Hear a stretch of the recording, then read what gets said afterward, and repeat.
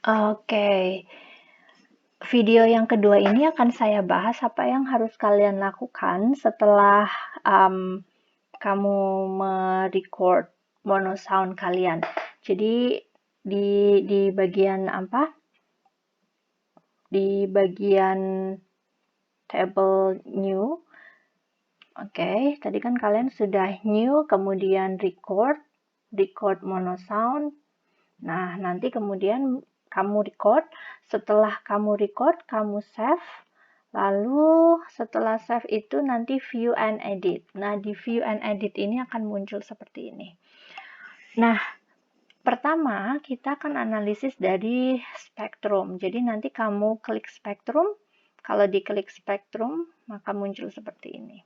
Nah, nah, muncul spektrumnya ini. Oke. Nah, teman-teman bisa di-drag. Kamu bisa ngedrag ini, di-drag ya. Nah, kalau di-drag lalu bagian bawah sini diklik table. Itu nanti akan muncul Table. suara kita. Table. Ini karena saya pakai di laptop, dia nggak bisa keluar suaranya. Table. Oke. Table. Table. Nah, kamu drag aja.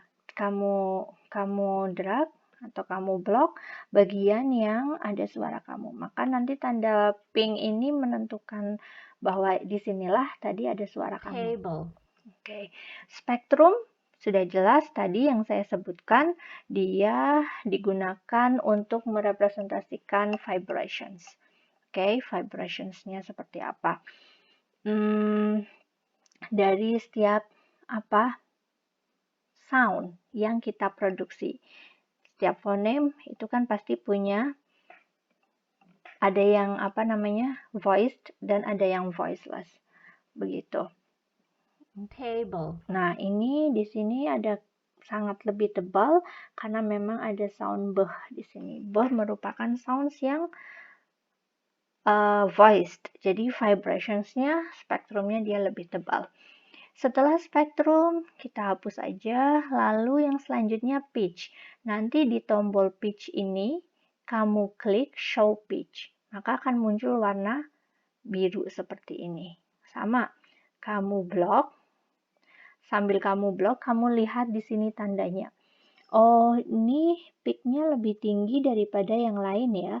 Apakah sudah betul atau belum? Table. Nah, di sini saya memproduksi kata Table. table. Table. Table. Nah, silabel pertama dia lebih tinggi daripada silabel kedua karena memang stresnya ada di silabel pertama. Jadi dia harus puncaknya lebih tinggi daripada puncak untuk silabel yang selanjutnya. Berarti ini saya sudah betul cara memproduksi kata table tersebut. Oke, lalu intensity-nya bagaimana? Kalian klik di sini tombol intensity, show intensity. Nah, kita lihat. Intensity itu kita lihat lagi, dia untuk menunjukkan yang namanya power of loudness. Jadi untuk vowelnya, apakah vowelnya itu yang vowel silabel pertama lebih tinggi daripada silabel kedua? Yes. Berarti Table. Berarti artinya A itu lebih tinggi daripada L. Berarti sudah oke. Jadi sambil kalian lihat juga di grafik yang dulu pernah kita bahas tentang vowel. Ada vowel yang high, mid low, low. Nah, karena A sama E, berarti A itu lebih tinggi daripada E. Dan peak-nya harus berada di atas daripada ini. Jadi kamu tidak hanya melihat saja, tetapi di drag, lalu kamu klik ini yang angkanya 0,6 itu berarti 0,6 detik. Table. Kamu sambil lihat, sambil kamu analisis. Apakah sudah sesuai ketika memproduksi kata table di setiap bunyinya sesuai dengan grafiknya atau belum gitu.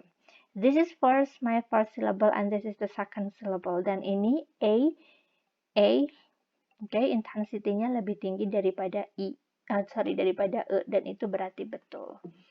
Oke, lalu formennya bagaimana? Kita lihat, kita hapus dulu intensity-nya.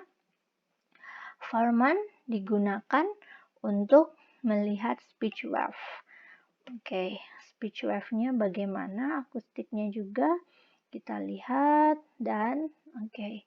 First syllable lebih banyak, lebih tinggi dibandingkan second syllable karena memang first syllable itu dia memiliki stress, dia memiliki vowel yang lebih tinggi daripada second syllable, maka dia lebih tinggi. Begitu. Nah, ini adalah analisis yang harus kalian lakukan ketika memproduksi kata. Bagaimana kemudian nanti kalau misalnya kalian memproduksi kalimat. Nah, ingat bahwa tidak semua kalimat, tidak semua kata dalam sebuah kalimat itu akan diberi stres, hanya pada kata tertentu saja. Oke, coba sekarang kalian latihan untuk merecord satu kata. Setelah kamu record satu kata, kamu lihat bagaimana spektrumnya, pitch-nya, intensity, dan formennya. Apakah sudah sesuai atau belum?